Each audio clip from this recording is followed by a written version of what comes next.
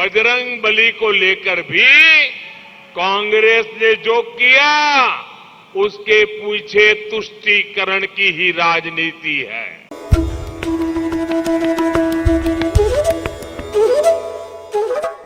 श्रीरंगपटना अपने आप में तीर्थ नगरी है। कर्नाटक का ऐसा कोई कोना नहीं जहां हमारी समृद्ध विरासत के दर्शन ना होते हो। दोस्तों नमस्कार। आज बात कर्नाटक की। साहेब दक्षिण में आकर आखिरकार फंसी गए। गुजरात और उत्तर प्रदेश समझने की भूल जो कर बैठे थे। जी हां, सही समझा आपने। हिजाब, टीपू सुल्तान, कम्युनल वायलेंस और करप्शन। कर्नाटक में बीजेपी की तरफ से लड़ा गया 2023 का पूरा चुनाव इन्हीं मुद्दों के इर्द गिर्द घूमता रहा। इस तरह के मुद्दों के लिए बीजेपी ने इन 6 सीटों उडुपी, मेलकोटे, श्रीरंगपटना, रामनगर, शिवमोगा और बेल्लारी को प्रयोगशाला बनाया था। लेकिन जब नतीजे आए तो सब कुछ उलट पलट हो गया, सब कुछ तहस नहस हो गया। यहां तक कि दक्षिण की उस अयोध्या को भी मोदी शाह अपने प्रचार के दम पर नहीं बचा सके, जहां बीजेपी ने राम मंदिर बनाने का वादा कर रखा था। थोड़ा पीछे पलटकर देखें तो कर्नाटक बीजेपी अध्यक्ष नलिन कुमार कटील चुनाव से पहले कह चुके थे कि कर्नाटक में इस बार का चुनाव कांग्रेस और बीजेपी के बीच नहीं, बल्कि सावरकर और टीपू सुल्तान की विचारधारा के बीच लड़ा जाएगा। नतीजे बताते हैं कि टीपू सुल्तान का मुद्दा पूरी तरह से बेअसर रहा। टीपू सुल्तान का नाम 2 सीटों मेलकोटे और रंगपटना से जुड़ा है। मेलकोटे में सर्वोदय कर्नाटक पक्ष और श्रीरंगपटना में कांग्रेस को जीत मिली है। मेलकोटे के बारे में दक्षिणपंथी दावा करते रहे हैं कि यहाँ टीपू सुल्तान के सैनिकों ने 800 हिंदुओं को मार गिराया था। ये सभी अयंगर ब्राह्मण थे। हालांकि इतिहास में इस घटना का जिक्र कहीं नहीं मिलता है। श्रीरंगपटना की बात करें तो ये वो सीट है जहां पर हनुमान मंदिर तोड़कर मस्जिद बनाने का विवाद खड़ा किया गया था। यहां इस बार के चुनाव में कांग्रेस जीती है। तथ्य यह है कि मंड्या जिले के ऐतिहासिक शहर श्रीरंगपटना में जामिया मस्जिद बनी हुई है। ये आर्कियोलॉजी सर्वे ऑफ इंडिया यानी ASI के संरक्षण में है। मस्जिद के अंदर मदरसा चल रहा है। इसी पर विवाद खड़ा हुआ था। हिंदू संगठन करीब 8 साल से इस मस्जिद का विरोध कर रहे हैं। उनका दावा है कि पहले यहाँ हनुमान मंदिर था, जिसे तोड़कर टीपू सुल्तान ने 1786-87 में मस्जिद बनवा दी। बीजेपी की मांग है कि यहाँ नमाज बंद करवाकर पूजा की इजाजत दी जाए। इस सीट पर लगातार 4 बार से जेडीएस का कैंडिडेट जीत रहा था, लेकिन इस बार कांग्रेस ने बाजी मार ली।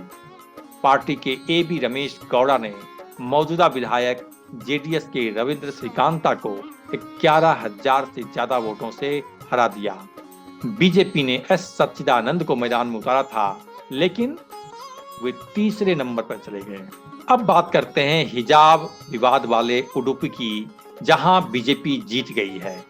यहां बीजेपी के यशपाल सुवर्णा ने कांग्रेस के प्रसाद राज कंचन को 32,000 वोटों से हराया। मंदिरों का शहर कहे जाने वाले उडुपी में करीब 86% आबादी हिंदू और 9% मुस्लिम है। शिवमोगा में भी बीजेपी जीती है। गौर करें तो शिवमोगा शहर का सीगहट्टी एरिया, जहां एक तरफ हिंदुओं के घर हैं तो दूसरी तरफ मुस्लिमों की बसाहट। सीगहट्टी में ही बजरंग दल के कार्यकर्ता हर्षा का घर है।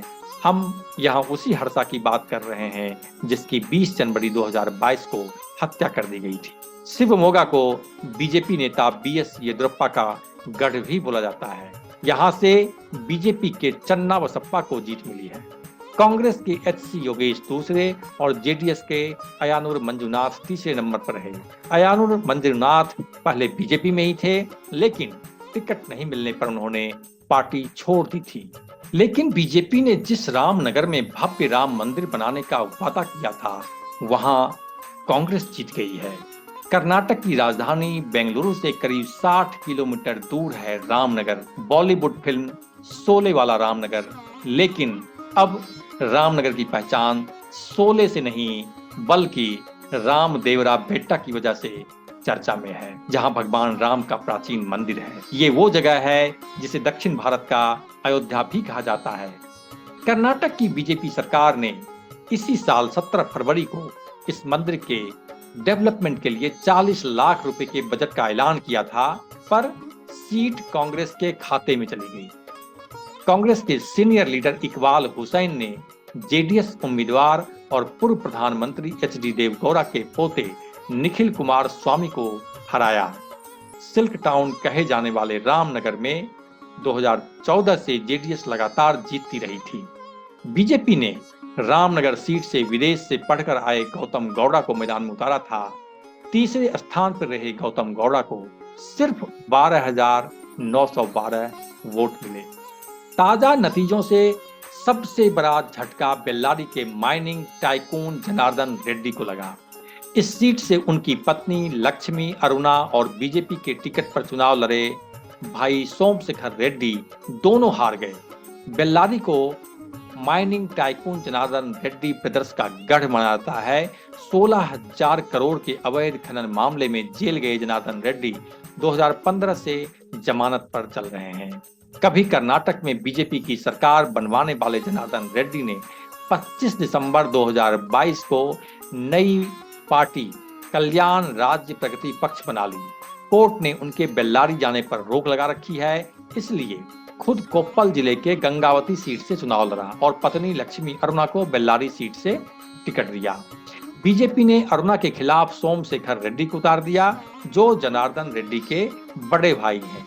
लेकिन दुर्भाग्य से दोनों ही चुनाव हार गए, बहू और जेठ। यहां से कांग्रेस उम्मीदवार नारा भरत रेड्डी चुनाव जीत गए। कहने का मतलब यह, जिन 6 सीटों की बात हमने अभी की, यह कोई मामूली सीट नहीं है।